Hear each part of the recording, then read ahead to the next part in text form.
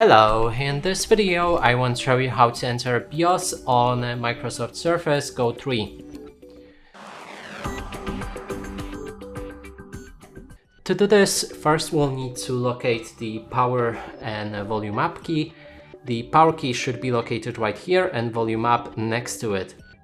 Now make sure that your laptop is fully powered off, like mine right here. And now what we need to do is to click and hold volume up key. And while doing so, click on the power key once while you keep holding volume up key.